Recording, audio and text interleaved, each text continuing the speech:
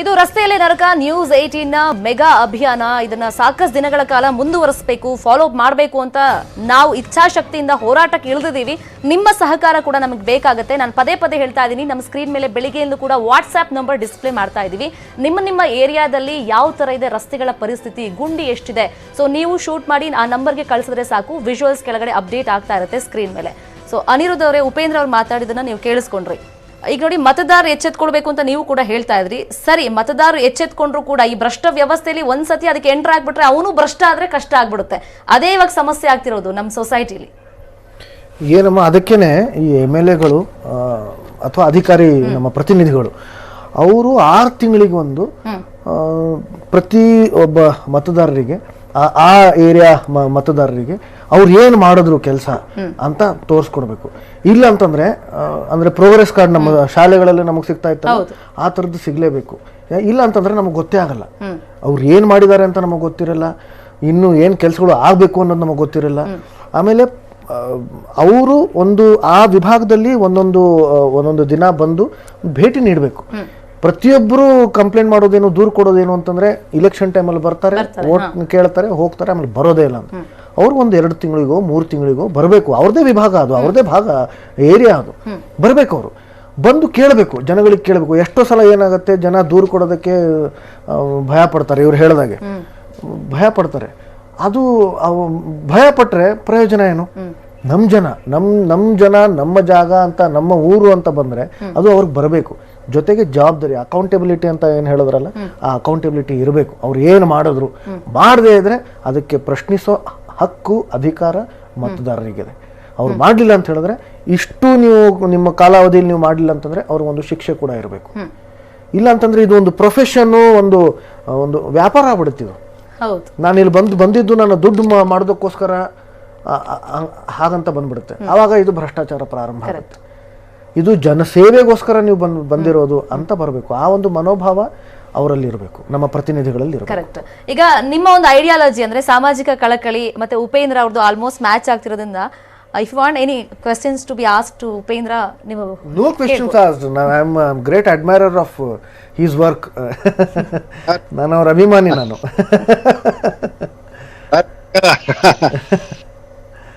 Sir ನಮಸ್ತೆ sir. ಅದೇ sir, ನೀವ್ ಹೇಳಿದ್ದೆ ಸರ್. ಇವಾಗ ನೀವ್ ಏನೇನ್ ಹೇಳಿದ್ರು ಅದನ್ನ ವೋಟ್ ಕೇಳಕ್ ಬಂದಾಗ ಜನಗಳು ಕೇಳ್ಬಿಟ್ರು ಅನ್ಕೊಳ್ಳಿ, ಅದು ಅದ್ಭುತ ಆಗೋಗ್ಬಿಡುತ್ತ ಅವಾಗ. ಹೌದು ನಾನು ಆಗ್ಲೇ ಅದನ್ನೇ ಹೇಳ್ತಾ ಇದ್ದೆ. ಮತಕ್ಕೆ ಎಷ್ಟು ಶಕ್ತಿ ಇದೆಯೋ ಮತದಾರರಿಗೂ ಅಷ್ಟೇ ಶಕ್ತಿ ಇದೆ. ಅದರ ಅರಿವು ಅವ್ರಗಳಿಗಿಲ್ಲ, ಅದೇ ಸಮಸ್ಯೆ. ಹೌದೌದೌದು. ಇಲ್ಲ, ಇನ್ಮೇಲೆ ಅರಿವಿದೆ ಅನ್ಕೊಂಡು ಹೋಗೋಣ ಪಾಸಿಟಿವ್ ಆಗಿ. ಖಂಡಿತ. ಖಂಡಿತ. ಈಗ ನಾವು ಅಭಿಯಾನ ನಡೆಸ್ತಾ ಇದ್ದೀವಿ ಬೆಂಗಳೂರಿಗೆ ಅಂತ ನಾವು ಅಂದ್ಕೊಂಡಿದ್ವಿ, ಬೆಂಗಳೂರಿಗೆ ಸೀಮಿತವಾಗಿ ಫಸ್ಟ್ ಸ್ಟಾರ್ಟ್ ಮಾಡೋದು ಅಂತ. ರಾಜ್ಯದ ಬೇರೆ ಭಾಗಗಳಿಂದಲೂ ಕೂಡ, ಕಲಬುರಗಿಯಿಂದ, ಸೊ ಆ ಕಡೆ ನಾರ್ತ್ ಕರ್ನಾಟಕ ಸೈಡ್ ಇಂದ ಕೂಡ ನಮಗೆ ವಿಜುವಲ್ಸ್ ಅನ್ನ ಕಳಿಸ್ತಾ ಇದ್ದಾರೆ. ನಮ್ಮೂರಿಂದು ಕೂಡ ನೀವು ತೋರಿಸಿ ಟಿವಿಯಲ್ಲಿ ಅಭಿಯಾನ ಮಾಡಿ ನಮ್ಮೂರಿನ MLAಗಳಿಗೆ, ಅಧಿಕಾರಿಗಳಿಗೆ ನೀವು ಬಿಸಿ ಮುಟ್ಟಿಸಬೇಕು ಅಂತ ರಿಕ್ವೆಸ್ಟ್ ಮಾಡ್ಕೊಳ್ತಾ ಇದ್ದಾರೆ. ಫೈನ್, ಅದನ್ನು ಕೂಡ ನಾವು ಡಿಸ್ಪ್ಲೇ ಮಾಡುವಂತ ಪ್ರಯತ್ನಗಳನ್ನ ಖಂಡಿತವಾಗ್ಲೂ ಮಾಡ್ತೀವಿ.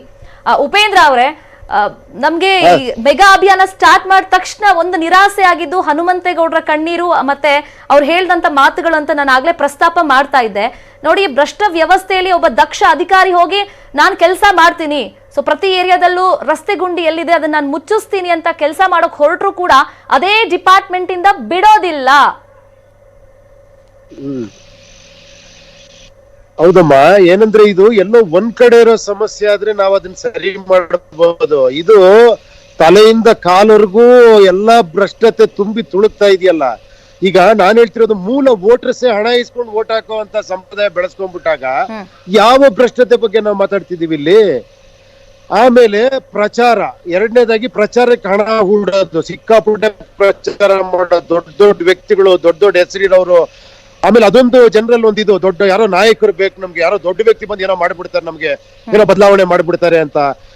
ಇದೆಲ್ಲದಿಂದ ಹೊರಗೆ ಬರದೆ ಹೆಂಗಮ್ಮ ಸಾಧ್ಯ? ಇದನ್ನ ಯಾರೋ ಒಬ್ಬರು ಮಧ್ಯದಲ್ಲಿ ಹೋಗಿ ಏನೋ ಮಾಡಕ್ ಹೋದ್ರೆ ಈ ಹೆವಿ ವೆಯ್ಟ್ ಗೆ ಹಂಗೆ ಕ್ರಶ್ ಆಗಿ ಹೋಗ್ಬಿಡ್ತಾರಲ್ವಾ? ಇದು ನಾವು ನೋಡಿ, ಅದಕ್ಕೋಸ್ಕರ ಇವತ್ತು ನಾನು ಇದನ್ನ ನಾವೇ ಮಾಡ್ಬೇಕು ಅಂತ ಹೇಳ್ತೀನಿ. ನಾನು ಯಾಕೆ ಪಕ್ಷ ಮಾಡಿದೀನಿ ಅಂದ್ರೆ, ಅಟ್ಲೀಸ್ಟ್ ಎಲ್ರು ಹೇಳಿದ್ರು, ದುಡ್ಡಿಲ್ದೆ ಹೆಂಗ್ರಿ ಪಕ್ಷ ನೀವು ಮಾಡ್ತೀರಾ, ದುಡ್ಡಿಲ್ದೆ ಹೆಂಗ್ರಿ ಎಲೆಕ್ಷನ್ ನೀವು ಗೆಲ್ತೀರಾ, ಗೆಲ್ಲೋದೆಲ್ಲ ನಾವು ವಿಚಾರ ತಿಳಿಸ್ತಾ ಹೋಗ್ತೀವಿ, ಒಂದು ಆಲ್ಟರ್ನೇಟಿವ್ ಒಂದು ಕೊಟ್ಟಿದೀವಿ ನಾವು. ಓಕೆ, ಎಲ್ಲಾ ಪಕ್ಷಗಳು ಈ ತರ ಕೆಲಸ ಮಾಡ್ತೀವಿ, ನಾವು ಹಣ ಖರ್ಚು ಮಾಡಲ್ಲ, ಬರೀ ವಿಚಾರಗಳು ಹೇಳ್ತೀವಿ. SOP ಮಾಡಿದೀವಿ, ಟ್ರಾನ್ಸ್ಪರೆಂಟ್ ಆಗಿ ಕೆಲಸ ಮಾಡ್ಬೇಕು. ಯಾವ ರೀತಿ ಈಗ ಅನಿರುದ್ಧ ಅವ್ರು ಹೇಳಿದ್ರಲ್ಲ, ಏನ್ ಹೇಳಿ 6 ತಿಂಗಳಿಗೆ ಒಂದ್ಸತಿ ಪೋಲಿಂಗ್ ಮಾಡ್ಬೇಕು, ಅವ್ರು ಕರೆಕ್ಟ್ ಆಗಿ ಅವ್ರಿಗೆ ಪೋಲಿಂಗ್ ಅಲ್ಲಿ ಅವ್ರಿಗೆ ವೋಟ್ ಬರ್ಲಿಲ್ಲ ಅಂದ್ರೆ ಅವ್ರಿಗೆ ಒಂದು ತಿದ್ದುಪಡಿ ಕೊಡ್ಬೇಕು, ಸೆಕೆಂಡ್ ಟೈಮ್ ಅವ್ರನ್ನ ಕೆಳಗಿಳಿಸುವಂತ ವ್ಯವಸ್ಥೆ ಬರಬೇಕು. ನಾವು ಓಟ್ ಹಾಕಿ ಒಬ್ಬ ವ್ಯಕ್ತಿನ ಗೆಲ್ಸಿದೀವಿ ಅಂತ ಅಂದ ಮೇಲೆ ಈ ಪಕ್ಷ ಬಿಟ್ಬಿಡಿ, ಒಬ್ಬ ವ್ಯಕ್ತಿ ಮೇಲೆ ನಂಬಿಕೆ ಇಟ್ಟು ಓಟ್ ಹಾಕಿ ಗೆಲ್ಸಿದೀವಿ, ನಮ್ಮ ಅಭಿವೃದ್ಧಿ ಆಗುತ್ತೆ ಅಂತ ಹೇಳಿದ ಮೇಲೆ ಅವರ ದಿನಚರಿ ಇರ್ಬೋದು ಅಥವಾ ಅವ್ರು ಮಾಡಿರುವಂತ ಕೆಲಸವನ್ನ ತಿಳ್ಕೊಳ್ಳುವಂತ ಅಧಿಕಾರ, ಹಕ್ಕು ನಮ್ಗೆ ಅಫ್ಕೋರ್ಸ್ ಇದ್ದೇ ಇರುತ್ತೆ.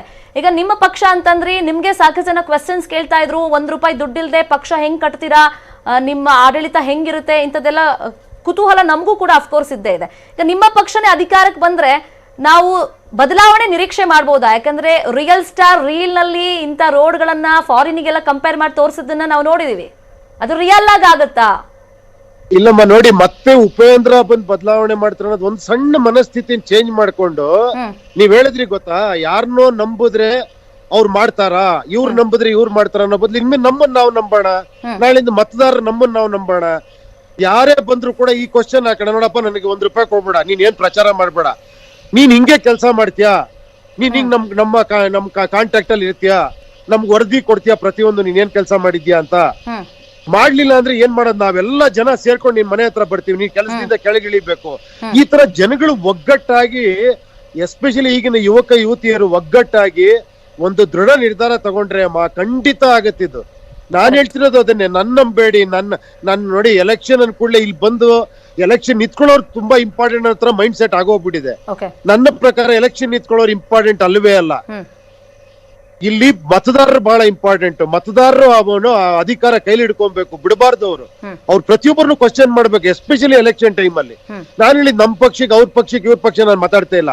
ಯಾರೋ ಒಬ್ಬ ಇಂಡಿಪೆಂಡೆಂಟ್ ವ್ಯಕ್ತಿ, ಒಳ್ಳೆ ವ್ಯಕ್ತಿ ಅನ್ನಿಸ್ತಾ ಅವ್ರಿಗೆ ಮತ ಹಾಕಿ, ಬಟ್ ಅವ್ರಿಗೆ ಕೇಳಿ, ಹಿಂಗೆ ಕೆಲಸ ಮಾಡ್ಬೇಕು, ನೀವು ಮಾಡಿಲ್ಲ ನಿಮ್ ಮನೆ ಹತ್ರ ಬರ್ತೀವಿ ನಾವು. ಈ ತರ ಜನಗಳು ಒಗ್ಗಟ್ಟಾಗ್ಬಿಟ್ರೆ 100% ಅದ್ಭುತ ಆಗ್ಬಿಡತ್ತಮ್ಮ. ಕರೆಕ್ಟ್. ಅದನ್ನೇ ಅನಿರುದ್ಧ ಅವರು ಆಗ್ಲೇ ಹೇಳ್ತಿದ್ರು, ಈಗ ಒಬ್ರು ಕೇಳಿದ್ರೆ ಜೀವ ಬೆದರಿಕೆ ಆಗ್ತಾರ, 10 ಜನ ಹೋಗ್ ನಿಲ್ಲೋಣ, 100 ಜನ ಆಗ್ಲಿ, 1000 ಜನ ಆಗ್ಲಿ, ಅದು ಸೊ ಅವಾಗ ಏನ್ ಮಾಡ್ತಾರೆ, ನಾವು ಕೇಳುವಂತ ಡಿಮ್ಯಾಂಡ್ ಆಗ್ಲೇಬೇಕು.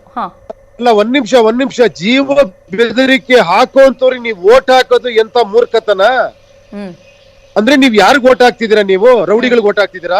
ದೊಡ್ಡ ಪವರ್ಫುಲ್ ಇರೋರ್ಗೆ ವೋಟ್ ಹಾಕ್ತಿದ್ದೀರಾ? ನೀವು ಕೇಳಕ್ಕೆ ನಿಮ್ಗೆ ರೈಟ್ಸ್ ಇಲ್ದಿರೋಂಥವ್ರಿಗೆ ವೋಟ್ ಹಾಕ್ತಿದ್ದೀರಾ? ನೀವು ಯಾಕೊಬ್ಬ ಆರ್ಡಿನರಿ ವ್ಯಕ್ತಿಗೆ ವೋಟ್ ಹಾಕಿ? ನೀವೇನ್ ಅನ್ಕೊಂಡಿದೀರಾ? ಅವ್ನಿಗೆ ಅನುಭವ ಇಲ್ಲ, ಅವ್ನಿಗೆ ದೊಡ್ಡ ಪಕ್ಷ ಇಲ್ಲ, ಅವ್ನಿಗೆ ಯಾರು ಗೊತ್ತೇ ಇಲ್ಲ, ಅವ್ನ ಹೆಂಗ್ರಿ ಕೆಲಸ ಮಾಡ್ತಾನೆ, ಅವ್ನ ಹೆಂಗ್ರಿ ನಂಬೋದು, ಈ ತರ ಅನ್ಕೊಂಡ್ಬಿಟ್ರೆ ನಾವು ದೊಡ್ಡ ವ್ಯಕ್ತಿಗೆ ವೋಟ್ ಹಾಕಿ ಅವ್ರ ಹತ್ರ ನೀವ್ ಹೆಂಗ್ ಹೋಗ್ತೀರಾ? ಅವ್ರ ಹತ್ರ ಕೇಳಕ್ಕೆ ಆಗಲ್ಲ. ಕರೆಕ್ಟ್. ಅಲ್ಲ, ನೀವ್ ಹೇಳಿದ್ದು ಕಂಪ್ಲೀಟ್ಲಿ ಅಗ್ರಿ, ನಮ್ ಕಡೆಯಿಂದ ಅದೇನು ಸಮಸ್ಯೆ ಇಲ್ಲ. ಬಟ್ ನಾನು ಆಗ್ಲಿಂದ ಹೇಳ್ತಾ ಇರೋದು, ಒಬ್ಬ ದಕ್ಷ ಇರ್ತಾನೆ, ಈ ಭ್ರಷ್ಟ ವ್ಯವಸ್ಥೆ ಒಳಗೆ ಹೋದ್ಮೇಲೆ ಅವನು ಭ್ರಷ್ಟ ಆಗಲ್ಲ ಅಂತ ಏನ್ ಗ್ಯಾರಂಟಿ? ವ್ಯವಸ್ಥೆನೇ ಹಂಗಿದೆಯಲ್ಲ ಈಗ. ಅಲ್ಲ, ವ್ಯವಸ್ಥೆ ಮೂಲ ಎಲ್ಲಿದ್ಯಮ್ಮ? ಮೂಲ ಮತದಾರರು, ಜನಗಳು. ನಾನು ಹೇಳಿದ ಅಲ್ಲಿಂದ ಬದಲಾವಣೆ ಆಗ್ಬೇಕು. ಅಲ್ಲಿಂದ ಬದಲಾವಣೆ ಅಂದ್ರೆ ಆಟೋಮೆಟಿಕ್ ಆಗಿ, ನಾನೊಂದು ಸಿಂಪಲ್ ಹೇಳ ನೋಡಿ, ಇವಾಗ ನಾನು ಮತದಾರರೇ ಎಕ್ಸ್ಪೆಕ್ಟ್ ಮಾಡ್ತಾನೆ ಅನ್ಕೊಳ್ಳಿ, ನಾನೊಂದು 5 ಕೋಟಿ 10 ಕೋಟಿ ಖರ್ಚು ಮಾಡಿ ಎಲೆಕ್ಷನ್ ಗೆಲ್ಬೇಕು ಅಂತ ಮತದಾರರೇ ಇಷ್ಟ ಪಡ್ತಿದಾರೆ ಅಂದ್ರ ಮೇಲೆ ನಾನು 10 ಕೋಟಿ ಖರ್ಚು ಮಾಡ್ತೀನಿ.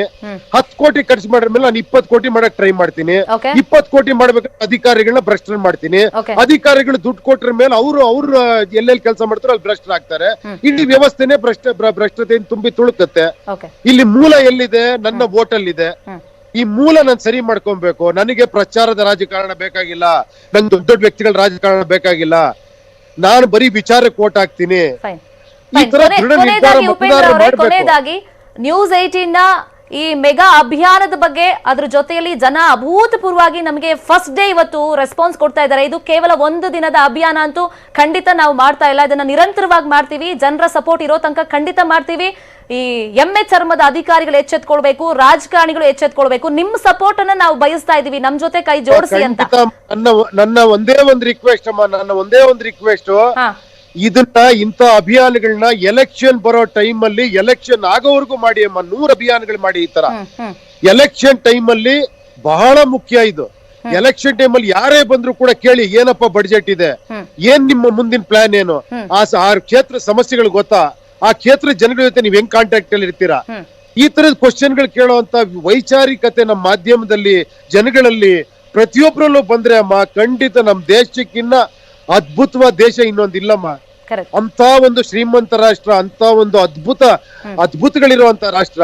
ನಾವೆಲ್ಲೋ ಒಂದು ಸಣ್ಣದಾಗಿ ಕೇರ್ಲೆಸ್ನೆಸ್ ಅಲ್ಲಿ ನನ್ ಮತ ಯಾರ್ಗ್ ಹಾಕದ್ರೇನ್ರಿ, ಆಮೇಲೆ ನಮ್ಗೆ ಪಾಲಿಟಿಕ್ಸ್ ಇಂಟ್ರೆಸ್ಟ್ ಇಲ್ಲ, ಯಾರ್ ಬಂದ್ರು ಅಷ್ಟೇ ರೀ, ಆಮೇಲೆ ನಾವೇ ಜಾತಿಗೋಸ್ಕರ ಒಂದ್ ಪಕ್ಷ, ಅಲ್ಲ ಧರ್ಮಕ್ಕೋಸ್ಕರ ನೀವ್ ಒಂದ್ ಹೇಳಿದ್ ಪಕ್ಷ. ಕರೆಕ್ಟ್ ಇದೆ. ಕೆಲವರು ರೋಡ್ ಹೆಂಗಾದ್ರೂ ಇರ್ಲಿ ಬಿಡ್ರಿ, ನಾವು ಮನೆ ಸೇರ್ಕೊಂಡ್ರಾಯ್ತು, ಸೊ ನಮ್ ಫ್ಯಾಮಿಲಿ ಮುಖ್ಯ, ಇಷ್ಟೇ, ನಮ್ಮ ಸೊಸೈಟಿ ಬಗ್ಗೆ ಯೋಚನೆ ಮಾಡಲ್ಲ. Thank you so much Upendra ಅವರೇ, ನಿಮ್ ಟೈಮ್ಗೆ ಮತ್ತೆ ನಮ್ಮ ಮೆಗಾ Thank you. ಅಭಿಯಾನದಲ್ಲಿ ನೀವು ಕೈ ಜೋಡಿಸಿದ್ರಿ, ನಿಮ್ ಸಪೋರ್ಟ್ ಕೂಡ ಇದೆ ಅಂತ ಹೇಳಿದ್ರಿ. ಹೀಗೆ ನಾವು ಸಪೋರ್ಟ್ ಬಯಸ್ತೀವಿ. ಅಂಡ್ ನೀವ್ ಹೇಳ್ದಂಗೆ ಜನಪರ ಕಾಳಜಿ ಯಾವತ್ತು ನ್ಯೂಸ್ 18 ಕನ್ನಡ ಸದಾ ಮೆರಿತಾ ಇರುತ್ತೆ. ಇಂಥ ಕಾರ್ಯಕ್ರಮಗಳನ್ನ ಹೆಚ್ಚೆಚ್ಚು ಮಾಡ್ತೀವಿ ನಿಮ್ಮ ಬೆಂಬಲದೊಂದಿಗೆ. Thank you so much Upendra ಅವರೇ. ಎಲೆಕ್ಷನ್ ಟೈಮ್ ಅಲ್ಲಿ ಮಾಡಿ ಅಮ್ಮ. Thank you.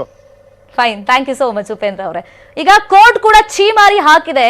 ಕೋರ್ಟ್ ಒಂದ್ಸತಿ ಚೀಮಾರಿ ಹಾಕಿದ ತಕ್ಷಣ ಎಚ್ಚೆತ್ಕೊಂಡ್ರು, ಆದ್ರೆ ಅದು ಫೇಕ್ ಅಂತ ಮತ್ತೆ ಮತ್ತೆ ಪ್ರೂವ್ ಆಯ್ತು. ಯಾಕಂದ್ರೆ ಕಳಪೆ ಕಾಮಗಾರಿ ಮತ್ತೆ ಮಾಡಿದ್ರು, ಕೋರ್ಟ್ ಆದೇಶವನ್ನ ಉಲ್ಲಂಘನೆ ಮಾಡಿದ್ರು. ಆ ಬಗ್ಗೆ ಚರ್ಚೆಯನ್ನು ಮುಂದುವರಿಸ್ತೀನಿ ಚಿಕ್ಕದೊಂದು ಬ್ರೇಕ್ ಆದ್ಮೇಲೆ.